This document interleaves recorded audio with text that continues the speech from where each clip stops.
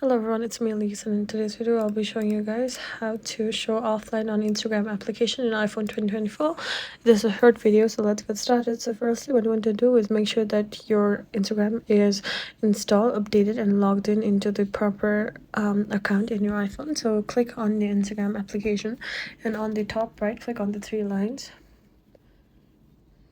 Then here you can click on your activity,